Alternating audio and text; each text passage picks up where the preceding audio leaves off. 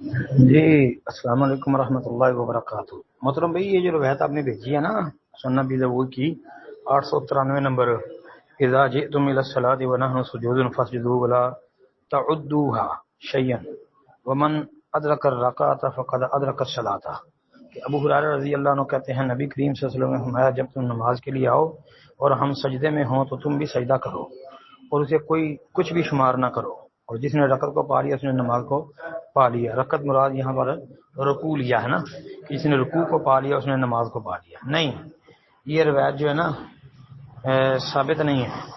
یہ جو حکم لگا ہے حسن کا، یہ حکم درست نہیں ہے، سند ضعیف ہے، بلکہ یحییٰ بن ابی سلیمان جمہور محدثین کے نزدیک ضعیف راوی ہے۔ تقریب التہذیب کے اندر بھی اس کو ضعیف قرار دیا گیا ہے۔ پھر امام بخاری، ابو حاتم، ابن خزیمہ وغیرہ نے اس پر جرح کی ہے۔ باقی اس حوالے سے جو اس روایت کے شواہد پیش کیے جاتے ہیں کوئی بھی صحیح ثابت نہیں ہے، لہذا جو رکوع میں شامل ہوگا وہ رکعت لٹائے گا، اس کی رکعت شمار نہیں کی جائے گی۔ السلام علیکم ورحمۃ اللہ وبرکاتہ۔ جی وعلیکم السلام ورحمۃ اللہ وبرکاتہ۔ محترم بھائی جان، یہ جو روایت آپ نے بھیجی ہے نا ابن جریر الضبی والی، یہ ابن جریر الضبی عن ابیہ قال رأیت علی رضی اللہ عنہ یمسک شمالہ بیمینہ علی الرسغ فوق السرۃ۔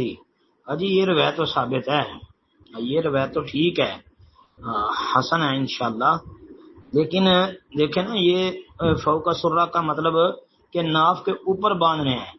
اب اوپر کی وضاحت و صراحت دوسری ساری حدیثیں ملاؤ گے تو ان کو دیکھو گے سمجھو گے تو پتہ چل جائے گا کہ ہاتھ سینے پر ہی باندھنے ہیں۔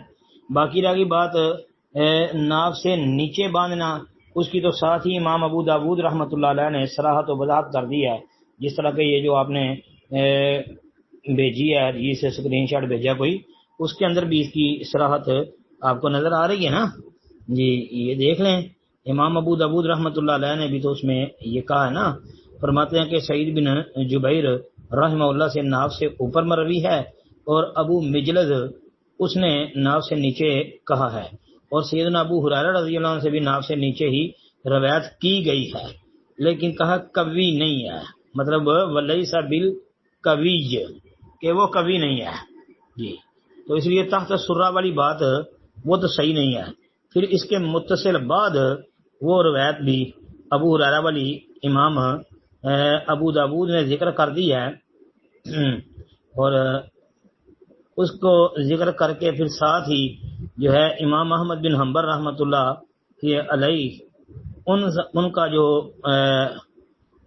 اس بارے میں حکم ہے اس روایت پر وہ بھی ذکر کر دیا ہے کہ امام ابو داود کہتے ہیں کہ میں نے احمد بن حنبل رحمۃ اللہ علیہ سے سنا، سمعت، میں نے سنا احمد بن حنبل یعنی احمد بن حنبل رحمۃ اللہ علیہ سے، تو وہ اس روایت کو یعنی اس اثر کو جو ہے وہ ضعیف کہتے تھے۔ کس کی وجہ سے؟ عبد الرحمن بن اسحاق الکوفی، جی ابو شیبہ الواسطی، اس کی وجہ سے، اور یہ جمہور محدثین نے اس پر جرح کر رکھی ہے۔ السلام علیکم ورحمۃ اللہ وبرکاتہ۔